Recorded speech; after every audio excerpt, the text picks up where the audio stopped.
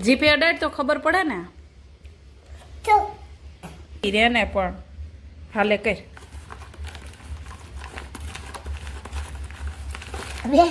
બસ લો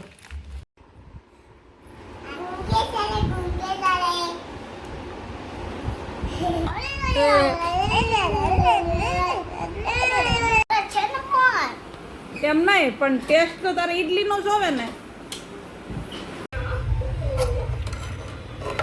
જો આપણો સંભાર રેડી થઈ ગયો છે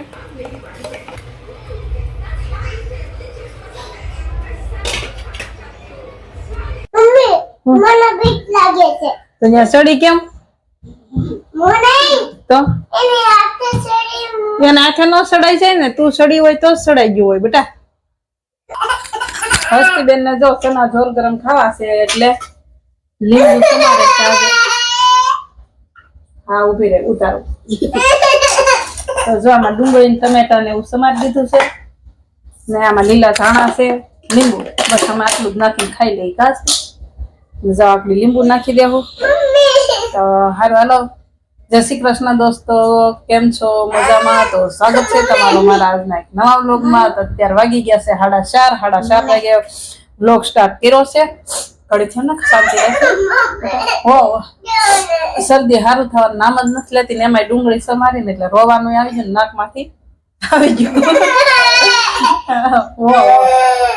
હા તેડી લઉં જો બપોરે આજ સવારે ટિફિનમાં બનાવી દીધું હતું ગાંઠિયાનું શાક પણ મને ગાંઠિયાનું શાક ભાવે નહીં એટલે શાક બપોરે રાખ્યું નતું એટલે બપોરે દહીં ને રોટલી ખાઈ લીધું હસ્તીએ દૂધ ને રોટલી ખાધું ને તે હે હા હસ્તીએ દૂધ ને રોટલી ખાધું તે શું ખાધું તે દહીં ને રોટલી હે ને હા તો બપોરે એવું ખાધું હતું એટલે અત્યારે લાગી ગઈ હસ્તીબેન ને ભૂખ તો હસ્તી કહે કે મારે ચણા જોર ગરમ ખાવા છે તો જો ડુંગળી ટમેટા સમારી દીધા છે ને હસ્તીબેને લીંબુ કાપ્યું છે ને અહીંયા લીલા ધાણા છે તો હાલો હવે તમે બધા નાસ્તો કરવા કે નાસ્તો કરવા હાલો બધા હા તો હાલો હાલો ને મારી ચેનલમાં પહેલી વાર આવ્યા હોય તો ચેનલ સબસ્ક્રાઇબ કરી દેજો ને તો હાલો હાલો કન્ટિન્યુ વ્લોગમાં રહેજો અને મેં હે ને આજે મમ્મીની મદદ કરી વાસણ એટલે ઉટકી અને હે ને પોતું પણ બાજુ હા બેડરૂમમાં પોતું મારી દીધું હસ્તી ગુડ ગર્લ બની ગઈ છે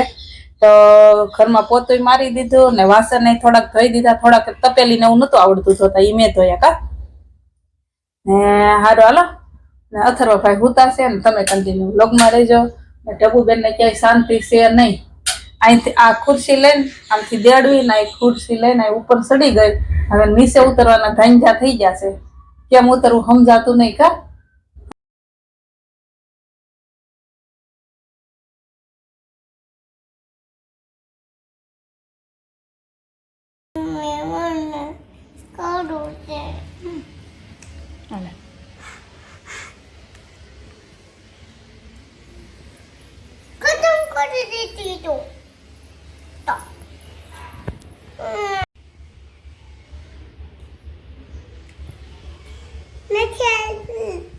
જીપે અડાડ તો ખબર પડે ને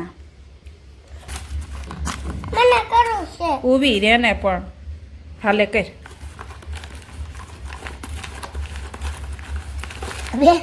બસ લો કેવું લાગ્યું મતનું હે મતનું મતનું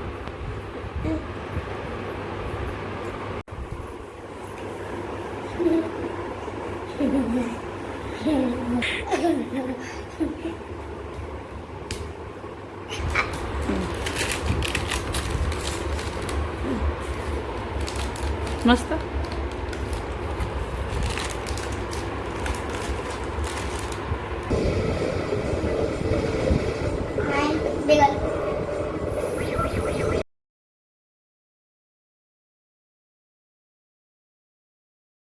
હાવ સાફ છે ચોખ્ખું છે તો હસ્તીબેન ને પોતું કરવાનું આ ખબર નહીં ક્યાંથી દી ઉગ્યો ને વાસણ ઘસી દીધા કપડા હંકેલી દીધા હવે કે મમ્મી પોતું કરવું છે ના પાડું ને તોય જો હસ્તીબેન પોતું કરે છે ડાયો દીકરો થઈ જશે મારો કા થઈ ગયો ને ડાયો દીકરો તું ડાયો દીકરો કે ગાંડો હે જબુય મારો ડાયો દીકરો છે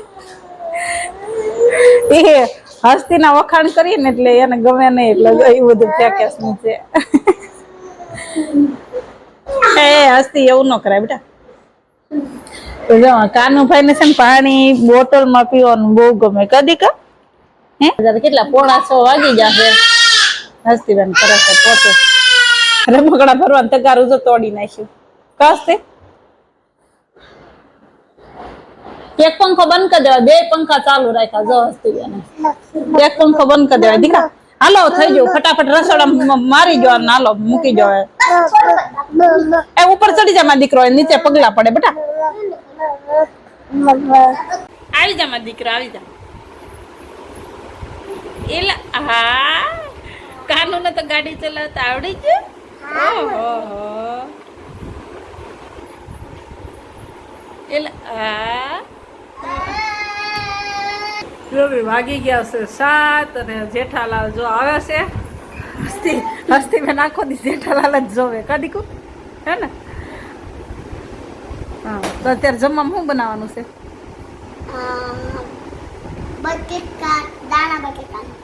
દાણા નથી. અને પરમ દિવસે ગામડેથી સોળા લાવ્યા હતા ને તો એક દી સોળાનું શાક બનાવ્યું હતું. સોળાનું દેશી સોળા આવે ને એ ને બટાકા હતા. એ બેનને શાક બહુ ભાવ્યું. એટલે તે દિવસે એને કેટલી રોટલી ખાધી હતી? 3. હા નકર હસ્તીબેન 1 થી 1.5 રોટલી થાય છે. 3 રોટલી ખાધી હતી. તો જઈ આપણે કહીએ ને ખાવાનું બનાવો તો કે દાણાનું બટાકાનું શાક કરી એવું કે. તો હવે જોઈએ હાલો રાહુલ. એમ ન કરાય, એમ ન કરાય, એમ ન કરાય, એમ ન કરાય. હે એવું ન કરાય બટા, એમ ન કરાય. હેલ્મેટ પહેરાવે છે શું કરે છે તો રાહુલભાઈ ક્યાંક ગયા છે બહાર, એને જમવાનું છે એટલે રાહુલ નો ફોન આવ્યો હમણાં કે મામી મારું જમવાનું નહીં બનાવતા. તો મારે દીકે ને હસ્તીને ખાવાનું છે. હું બનાવી કઈ નક્કી નથી. રવાના ઢોકળા બનાવવા હસ્તી બેન તો હા પાડી હતી. દાલ વડા બનાવ. એ રેવા દે મારી માં. દાલ વડા નહીં, ઢોસા બનાવત પણ કે મોડું થઈ ગયું. મોડું થઈ ગયું. હા હા તું જે કેવી કરી બસ. અત્યારે રાખી ધોરણ રાખી બસ. અત્યારે એવું કરે ઢોસા.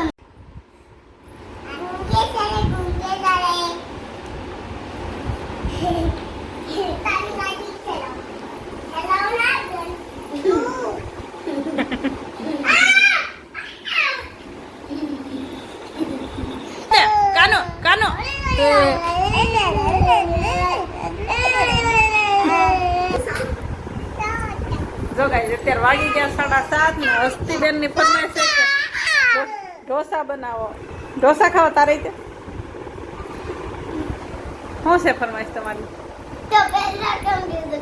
ઢોસામાં વાર લાગે દીકરા. જો ફાઇનલી વાગી ગયા 8:30 ને જમવામાં બનાવવાનું છે ઇડલી સંભાર. હસ્તી કે ઢોસા બનાવે પણ અત્યારે ઢોસા ક્યારે બનાવવા? માં એક ચાલુ સંબંધ જોઈ લો તો બાર રસ્તે ગાડી ચલાવે ને બહુ અવાજ આવે. તો રાંધવાનું જો થઈ ગયું સાહેબ મોડું. રાહુલભાઈ ને બહાર જમવાનું છે એટલે ઈડલી સંભાર બનાવશે ને કે રાહુલ અમારે ઈડલી કે એવું કઈ ખાય નહીં, ઢોસા ન ખાય, ઈડલી સંભાર ન ખાય, એવું કાંઈ ન ખાય. અને શાક રોટલી ખીચડી જોવે ખાલી. તો એના બહાર જમવાનું હતું એટલે મેં કીધું હાલો આજ ઈડલી સંભાર બનાવી દે. હું ગમે એ બનાવું એમ, ખાલી રવાના ઢોકળા જ બનાવતા પણ હસ્તી માની નહીં. કે નહીં ઈડલી સંભાર બનાવે ને કા ઢોસા બનાવે. તો એવું કયું નું હાલતું હતું. તો જો અમારી પાર્ટી આવી ગઈ છે કરવા.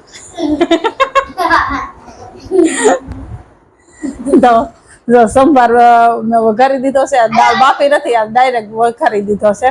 હું નકર પેલા દાળ બાફી નાખું ને પછી વઘારું. તો આ ડાયરેક્ટ વઘારી દીધો છે. ડુંગળી ને ટમેટા ને એવું બધું સરગવો ને એવું નાખીને ડાયરેક્ટ વઘારી દીધો ને.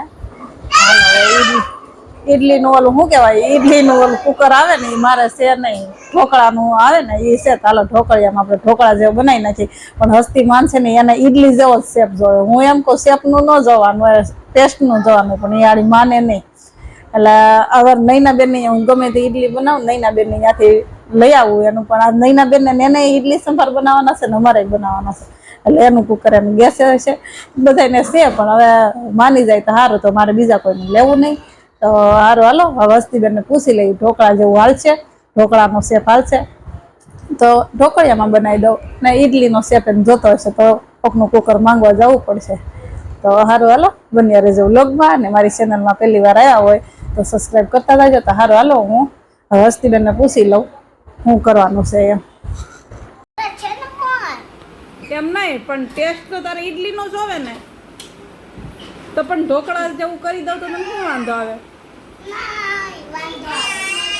એવું ના હોય હસ્તી, ઢોકળા જેવું કરી દઉં. આપણે તોડી ભાંગીને જ ખાવાનું છે ને સંભારમાં, એવું ન કરે હસ્તી. તું ખાલી હું એક ડીશ બનાવીને જોઉં તને કેવું લાગે, બરોબર?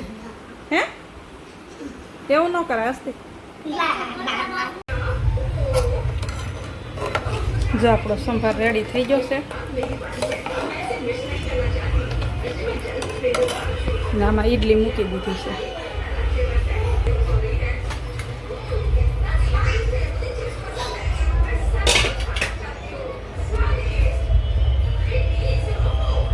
સરસ થઈ ગઈ છે. જો ઈડલી એક ઘાણો થઈ ગયો છે ને બીજો ઘાણો મૂક્યો છે. જબુબેન નો રિવ્યુ લઈ લઈ, કેવીક બની ઈડલી? મતની હે? તો એકલી ઈડલી ખાઈ છે કે આમાં સંભારમાં કટકા કરી દીધા? હરખી બેહી જા, હરખી બેહીને ખા ને મને બતાય કેવી લાગે. ખાઈ લીધું? એ દીકા કેવી બની હતી ઈડલી? મતની બની હતી.